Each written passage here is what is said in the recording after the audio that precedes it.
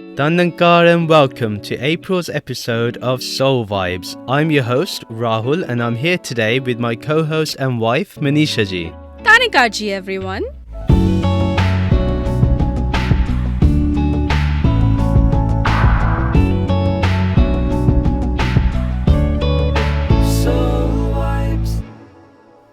Have you ever wondered how to manage your spirituality through the hustle and bustle of life? How do we integrate spirituality into our lives? Manisha Ji, your questions have got me thinking. Rahul Ji, as you know, I've recently transitioned into a nurse manager role. I often find it challenging when I need to have difficult conversations with my staff, or when I have to de-escalate situations and people are emotionally and visibly upset. So, how do you manage these situations then? To be honest, I'm still working on it. Each day on my way to work, I make an effort to converse with Nankar. It is only Nankar's remembrance that helps my mind stay at ease. Only when I'm spiritually aware and truly applying the teachings of Satguru while performing my responsibilities, that I feel I'm able to serve best with wisdom in my thoughts and actions. But I'm still working on it. It's a process. What about you? How do you manage your spirituality? Like you, I'm still working on it. I do find it very tough. But sometimes, when I get out of a meeting, I just need to calm down. So what I do is I take a few minutes to remember Nirankar, and I do a few things like read a spiritual book on my lunch break, or I listen to a podcast or watch a YouTube video in the background, and just take in those different spiritual perspectives. I see. It is very challenging. But what has helped me more is the understanding that while I'm treating a patient or drawing up a medication for the patient, I need to be fully involved in that act. I need to do those tasks with total absorption and devotion. As it is said, if you do anything half-hearted, it'll take you nowhere. Whereas just singing a simple song with all your being immersed in it, you'll reach Nankar. I really like that, Manisha Ji. People may be householders, working professionals, business owners or students. I always wonder, how do they manage their spiritual awareness? That would be interesting to know. And that's why we're here today. Today in this very episode, we'll be chatting with people from different professions. Manisha Ji, when I think of spiritual management, I automatically go to living life as a witness. Living life as a witness? What do you mean by that? Living life as a witness is when you don't get entangled in the challenges that life throws at you. As you know, Manisha Ji, my day job requires me to deal with different personalities, and all sorts of issues arise that may throw a project behind. Now, whenever I'm in a situation like this, which is a regular occurrence, I will stand back and watch my mind as it processes everything that is going on around me. In meetings, I'm often asked, why am I silent during these times? But I see the weight of my words or decisions if they're taken in haste. This does not only apply for when I'm working, by the way. I pay attention to my thoughts and emotions even when we're having a conversation, when I'm having a great time celebrating an occasion, or when we're taking a wonderful walk on the weekend. But Rahul Ji, isn't that just being centered? No matter what happens or whatever the situation is, we don't get consumed by it? Well, being centered is definitely the end goal, and that is the aim. But before we get there, we have to control the mind. And when we watch the mind process everything, the mind calms down. But the watching of the mind is crucial here. I have to do that a lot at work. Oftentimes, patients' family members get upset when there's a delay in care, or when they have to hear a bad news and they say things to me that are not necessarily kind. Instead of taking it personally or even, being rude to them, even if that's my first thought, I just stay silent to offer them space to vent or even apologize if needed. That's very inspiring, Manisha Ji. Rahul Ji, how do you remain an observer while having a conversation with me? That could be hard. Well, when we're having a conversation over a cup of coffee in the morning, which I know you love, And we often discuss, different aspects of spirituality. Instead of focusing on thinking about what to say to you, I just listen with absolute attention, and at the same time, I witness that very attention. When we live life with that awareness of Ninkar, immersing in that awareness, we live life as a witness. When we live life as a witness with spiritual awareness, we're no longer attached to the outcome of our words and actions. This does not mean we're free to say what we want or do what we want. What we say or do stays firm in our humanity. We're just no longer attached to the outcome. This allows us to live in acceptance and gratitude because we have broken away from the division and have entered in a union which frees us from all conflict. I think this is perfect timing to welcome our first panelist, Ila Ji from Ohio. Tanankar Ila Ji, what are your thoughts on spiritual management? Tanankar Ji, Rahul Ji, and Manisha Ji. When I think of spiritual management, I think of something that is precious and treasured that we need to conserve and use carefully. So Rahul Ji, like you know, I am a medical scientist in my profession. And there are many, many days of rejections and failures in science. And the instances of acceptance and a pat on the back are just too few and far between. So on one such tumultuous day where I was contemplating the amount of competition at work, trying to balance with a staggering set of family responsibilities, I started to practice Simran, or mindful remembrance, as you put it, Rahul Ji. And once I was done and resumed my work on my computer, it suddenly dawned on me that spiritual management of my life roles is much like managing the energy levels of my laptop. The laptop that I've been using for almost 20 years in my work. The laptop with which we have become all too familiar in this era of the pandemic because of the flexibility it provides to work from anywhere and at any time. And I realize that this laptop can be used very flexibly because of a very critical part called its battery. So I started to imagine my body and my physical form as the laptop, and its battery as the spirit within. So much like a battery of a laptop that needs to be connected to a power source to draw its currents and energy, I started to think that in the same way, my spirit needs to connect with God Nirankari, the infinite powerhouse of high energies, to draw all of the energy I need and charge for efficient and very flexible functioning. I really like this example, Ilaji, that when you charge the battery, then you can use the laptop anywhere. Like, I connect to Nirankari and I can remain in that awareness anywhere and everywhere. Nicely put, Rahul Ji. So while we are now aware of what can charge our spirits, we have to be very vigilant on what can discharge and drain it.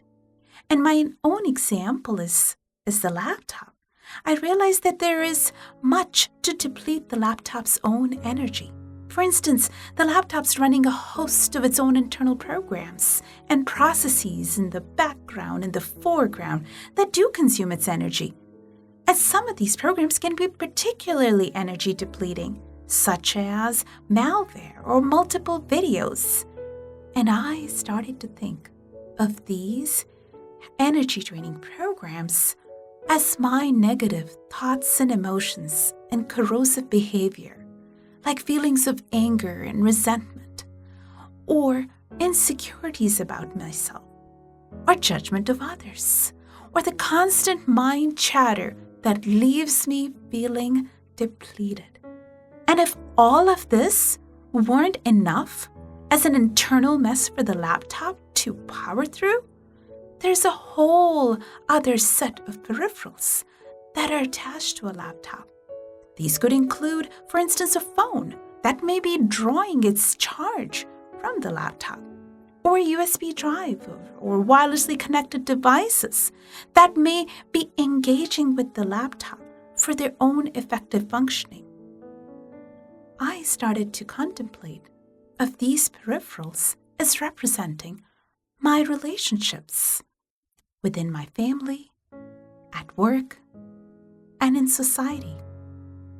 And now you can see between all of the internal functioning that a laptop has to contribute to and perform, in balancing all of the peripheral relationships, there is much to exponentially deplete its energy. Ilaji, how do you balance these attached peripherals, such as your thoughts and emotions, your relationships in your personal life, without feeling drained? Great point, Manisha Ji. In my own personal life, as an example of a mother, a working mother in the area of competitive scientific discovery, and handling the health of my 5-year-old who needs frequent visits and assessments, and of my ailing parents back home in India, there is much that can leave me drained and depleted. And on some days, like many women, I have this constant feeling of failing.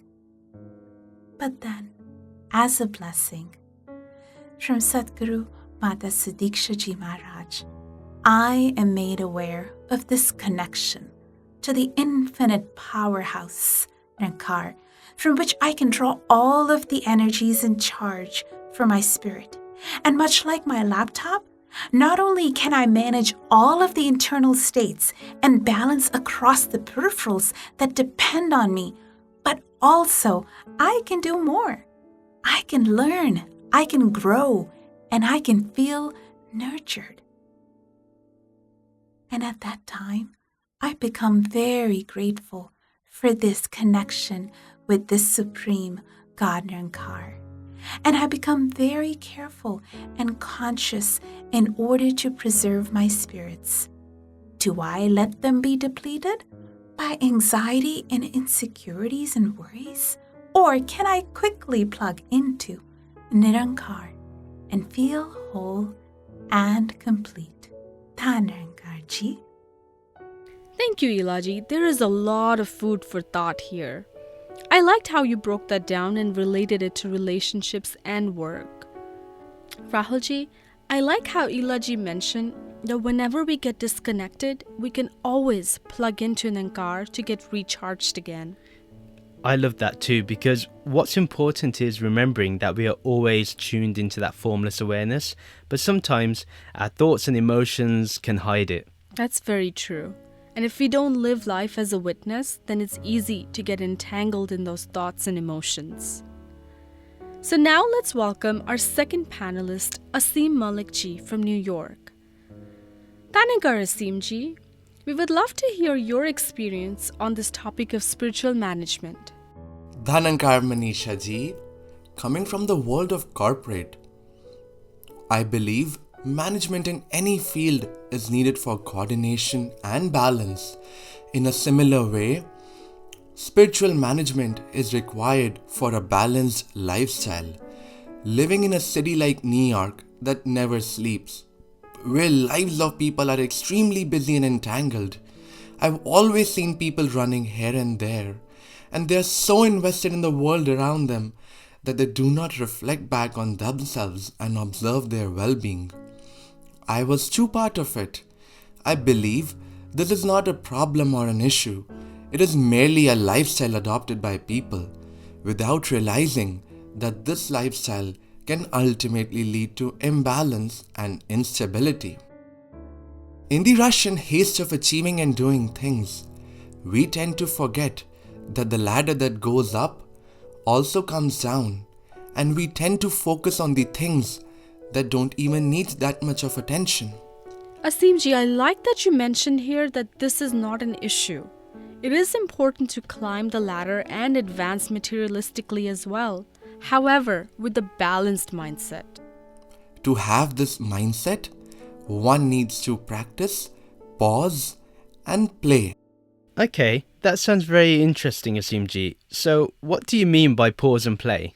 When struggling or in a difficult situation or dealing with difficult people, this pause and play formula is the best.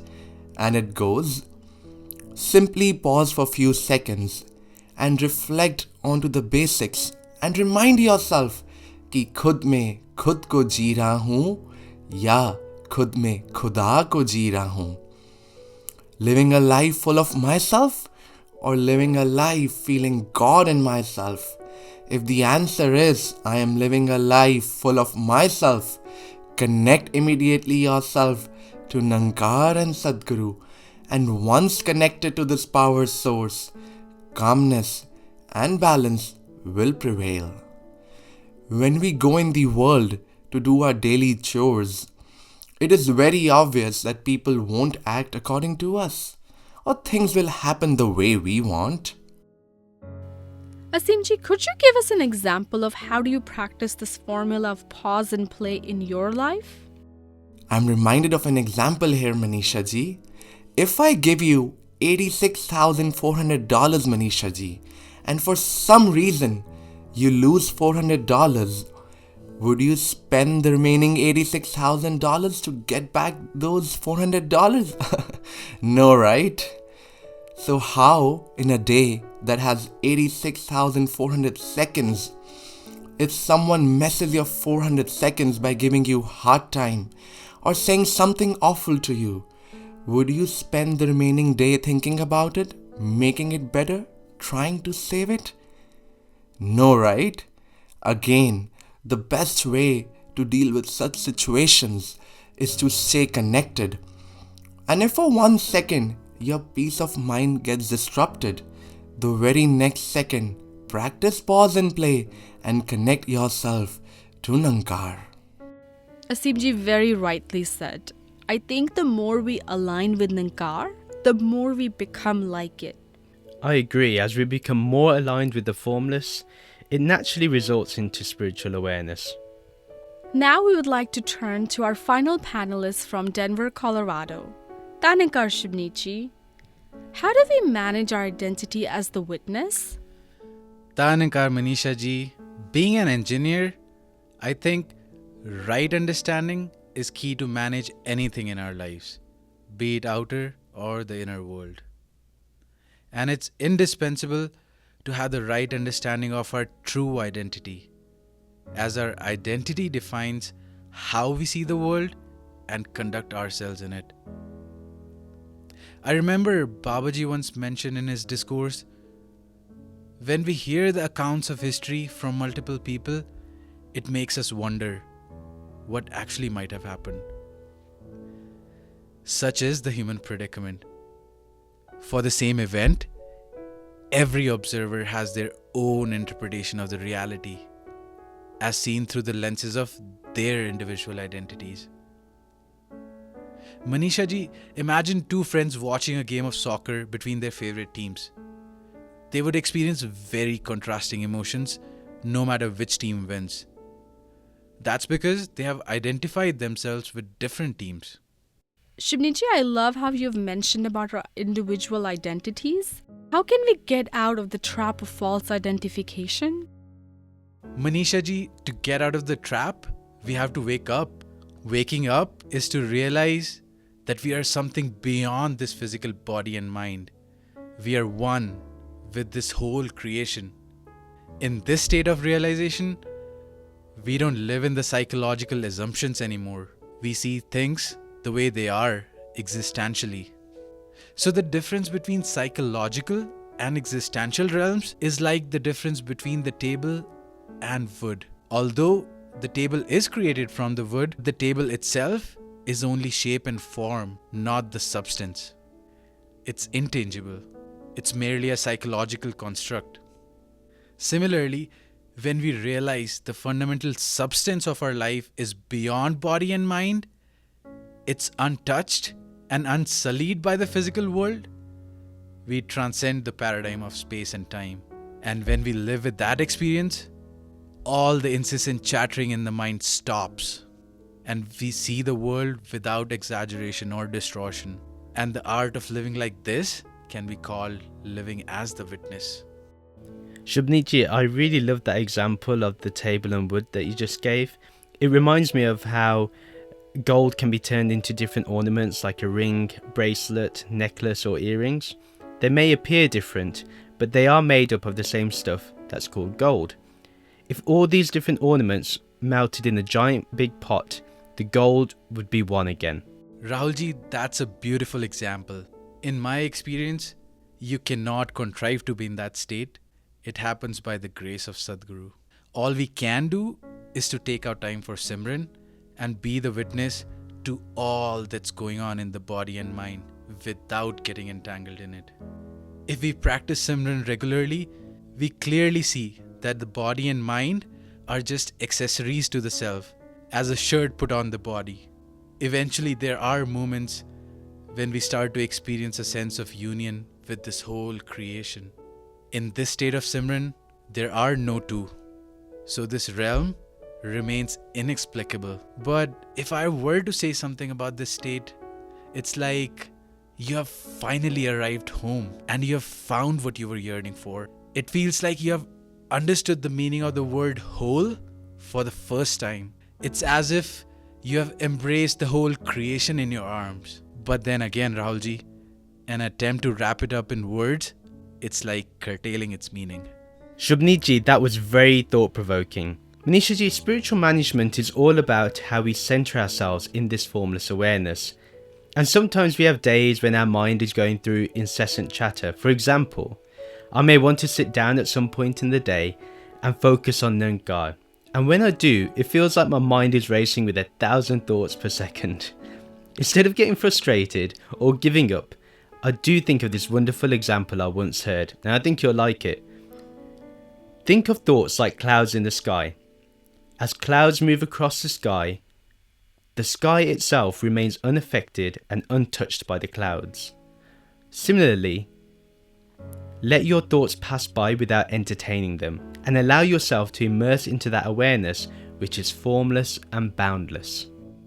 I did like that example, Rahul Ji. I think it's been beautifully concluded that we really need to soak ourselves in Nirankari.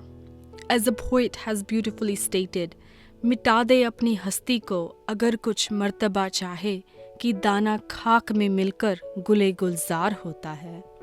These lines also remind us to immerse ourselves, annihilate our existence so that we merge with it. Only when a seed loses itself in the soil, it blooms into a garden. That is beautiful, Manisha Ji. I would also like to add here that the duality of material life and spiritual life is diminished when we live in spiritual awareness. In fact, our spirituality integrates into our material life, bringing about a wonderful oneness of formless awareness, and that is spiritual management. Satguru Mata Sudikhsha Ji Maharaj recently said that self-realization is established when we go beyond our human body and we identify completely with Nirankari. Rahul Ji, that beautifully wraps up today's episode. I'd like to thank all our panelists for bringing their experience and perspective to today's episode of Soul Vibes. And thank you to our listeners for joining us today. Take care and stay connected. Ta Nirankari.